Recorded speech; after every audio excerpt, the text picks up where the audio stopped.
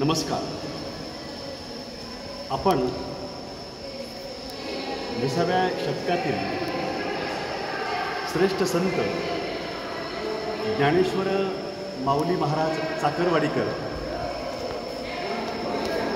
यांच्या वास्तव्याने पावन झालेल्या पुण्यभूमीमध्ये चाकरवाडीमध्ये आपण आहोत. अतिशय सकाळी इथं आम्ही पोहोचलो. माऊली महाराजांच्या कित्येक आठवणी मनामध्ये रुंजी घालत आहेत. माऊली महाराज कित्येकदा आमच्या घरी माझ्या आजोळी आले होते, आमच्या घरीसुद्धा आले होते. माझे आजोबा 20व्या शतकातील श्रेष्ठ संत लक्ष्मण उर्फ बापू महाराज सनगावकर यांना ज्ञानेश्वर माऊली महाराज चाकरवाडीकर यांनी गुरु मानलं होतं.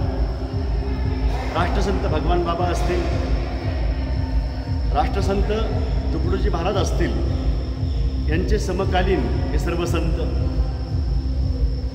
अतिशय मोठं असं कार्य या सर्व संतांकडून त्या काळामध्ये घडलेलं आहे. समाजाला निर्व्यसनी करणं असेल, सदाचारी करणं असेल, सन्मार्ग दाखवणं असेल, हे श्रेष्ठ कार्य यांच्या हातून घडलं. चाकरवाडीमध्ये मी नेहमीच येत असतो. माझे कित्येक नातेवाईक इथे येत असतात. खूप मोठ्या प्रमाणामध्ये भक्तगण इथे येत असतो.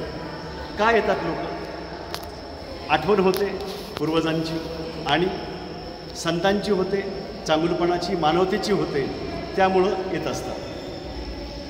माऊली महाराज यांच्याबाबत एवढंच सांगेल, अतिशय स्वच्छ चारित्र्याचे, परोपकारी वृत्तीचे, माणुसकी जोपासणारे, सगळ्यांचं भलं व्हावं यासाठी अविरतपणे प्रयत्न करणारे ते श्रेष्ठ संत होते. त्यांनी केलेलं कार्य आपण आपल्या मनामध्ये ठेवू आणि आपलं कार्य जे आहे ते आपण याच पद्धतीनं, याच मार्गानं आपण पुढं नेत राहू, एवढंच या निमित्तानं सांगायचं आहे.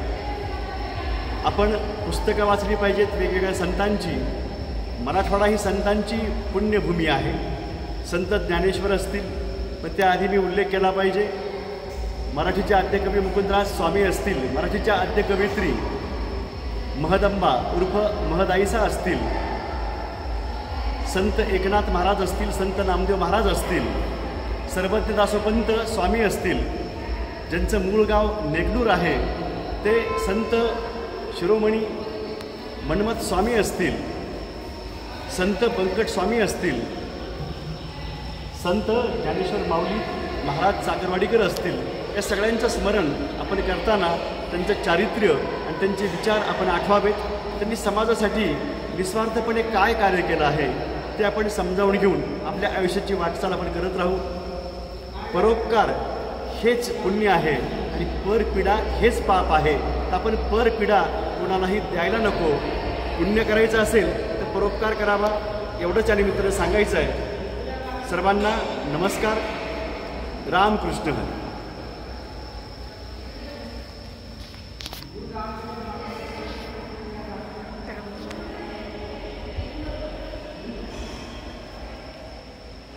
माऊली महाराजांची कित्येक कीर्तनं मी जवळून अनुभवलेली आहेत. त्यांचं सानिध्य मला लाभलेलं आहे.